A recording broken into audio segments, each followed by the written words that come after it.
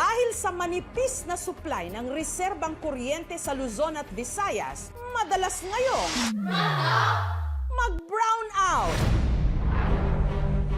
Pero tila hindi raw ito problema sa isang bahay sa Albuera, Leyte. Dahil meron sila ritong pang-emergency light para gumana. Inilalapat o isinasaksak lang ang bumbilya sa butas ng ilong ng bata. Sa'yo mo danong. Adi, hindi yun. Kakay-kay ba? Kakay-kay ba? Sige, sa'yo mo daw, sa'yo mo daw. Ah, yun, Bobby. Magana ba? Kaninong light bulb moment o bright idea ito?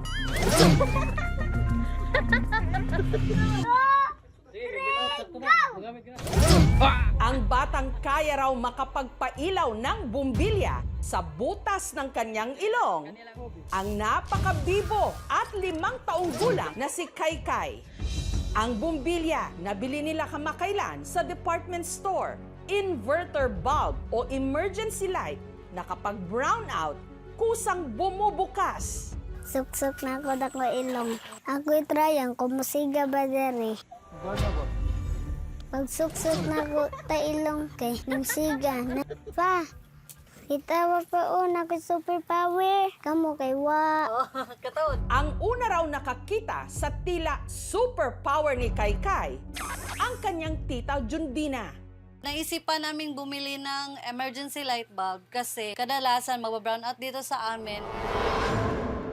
Ang ilan nilang kasama, tinangkaring pailawin ng bumbilya. Sinubukan ng papa niya sa ilong din niya. Sinubukan ko. Hindi talaga, kahit saan ko inilagay, hindi talaga. Adi, hindi yun. Kakay-kay ba? Saksak ko sa ilong niya, ma'am. Parang yung saksakan ba?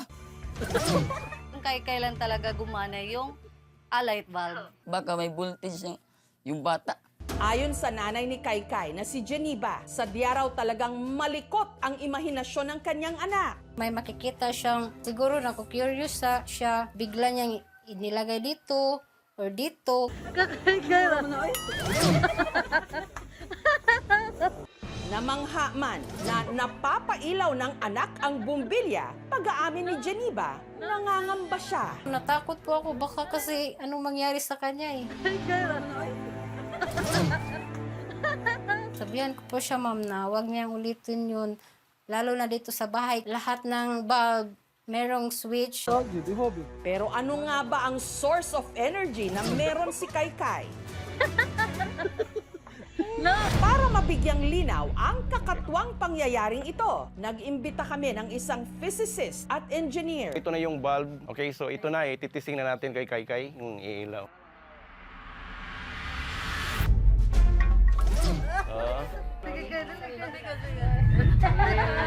Namangha po, kasi umiilaw yung ilong niya.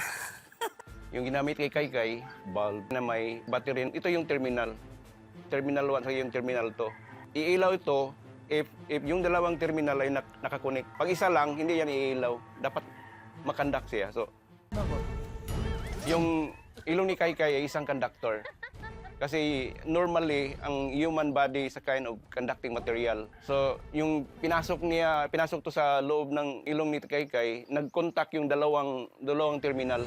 Pero bakit kay Kaykay lang ito gumagana? Umilaw yung bulb pag yung hinawakan ni Kaykay kasi nakita ko sa video na medyo may pawis siya. Kasi yung switch, tinatawag yan sa scientific na electrolytes. Ibig sabihin, yun ang nag-transfer ng mga molecules papuntang circuits. So, ibig sabihin, iilaw. Normally, ang bata, because of thin skin, yung resistance, maliit din. So, ibig sabihin, aakyat yung conductivity. Hindi napagana yung kuwan ng ninong at saka yung tatay niya kasi ang skin niya is makapal. Tapos, dry ang iyang skin. Yung temperature natin is mataas. Nagpapawis na sila eh. So, ngayon, papasubukan na natin sa pamilya ni Kaykay yung bulb. At sa pagkakataong ito, bigla ring umilaw. Kita-kita natin na umilaw yung bulb. Kasi yung liquid nandun sa body. Kapag pala nadikit yung dalawang terminal, umiilaw siya. Doon sa nagsasabi na hiramin niyo yung anak ko po, bili na lang po kayo ng emergency light po. Ngayong meron ng paliwanag ang mga eksperto, masasabi nating maliwanag na ang lahat.